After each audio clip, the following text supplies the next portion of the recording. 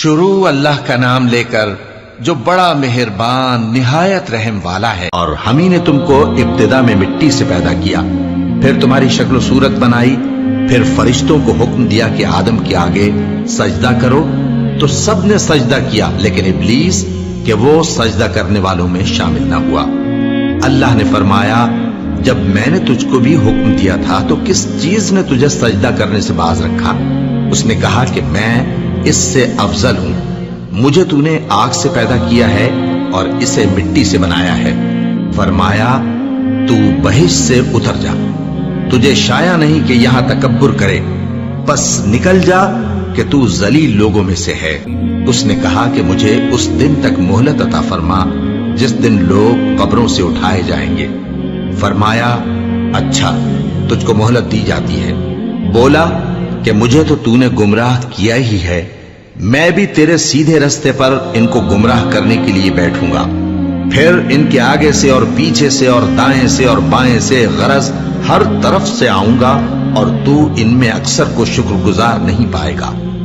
اللہ نے فرمایا نکل جا یہاں سے پاجی مردود، جو لوگ ان میں سے تیری پیروی کریں گے میں ان کو اور تجھ کو جہنم میں ڈال کر تم سب سے جہنم کو بھر دوں گا، اور اے آدم تم اور تمہاری بیوی بہشت میں رہو سہو، اور جہاں سے چاہو اور جو چاہو نوش جان کرو، مگر اس درخت کے پاس نہ جانا ورنہ گناہگار ہو جاؤ گے۔ تو شیطان دونوں کو بہکانے لگا تاکہ ان کی شرم گاہیں جو ان سے پوشیدہ تھیں ان پر کھول دے، اور کہنے لگا کہ تم کو تمہارے پروردگار نے اس درخت سے صرف اس لیے منع کیا ہے کہ تم فرشتے نہ بن جاؤ یا ہمیشہ جیتے نہ رہو۔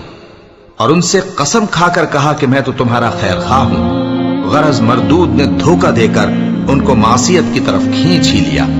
سو جب انہوں نے اس درخت کے پھل کو کھا لیا تو ان کی شرم گاہیں کھل گئیں، اور وہ بہشت کے درختوں کے پتے توڑ توڑ کر اپنے اوپر چپکانے اور صدر چھپانے لگے۔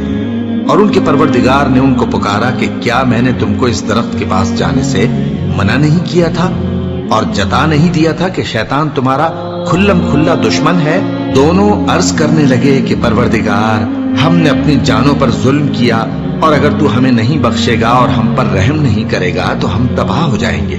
فرمایا تم سب بہشت سے اتر جاؤ، اب سے تم ایک دوسرے کے دشمن ہو، اور تمہارے لیے ایک وقت خاص تک زمین میں ٹھکانا اور زندگی کا سامان کر دیا گیا ہے۔ فرمایا کہ اسی میں تمہارا جینا ہوگا اور اسی میں مرنا، اور اسی میں سے قیامت کو زندہ کر کے نکالے جاؤ گے۔ اے بنی آدم ہم نے تم پر پوشاک اتاری کہ تمہاری شرم گاہوں کو چھپائے اور تمہارے بدن کو زینت دے، اور جو پرہیزگاری کا لباس ہے وہ سب سے اچھا ہے۔ یہ اللہ کی نشانیاں ہیں تاکہ لوگ نصیحت حاصل کریں۔ اے بنی آدم دیکھنا کہیں شیطان تمہیں بہکا نہ دے، جس طرح تمہارے ماں باپ کو بہکا کر بہشت سے نکلوا دیا اور ان سے ان کے کپڑے اتروا دیے تاکہ ان کے ستر ان کو کھول کر دکھا دے۔ وہ اور اس کے بھائی بند تم کو ایسی جگہ سے دیکھتے رہتی ہیں جہاں سے تم ان کو نہیں دیکھ سکتے۔ ہم نے شیطانوں کو انہی لوگوں کا رفیق بنایا ہے جو ایمان نہیں رکھتے۔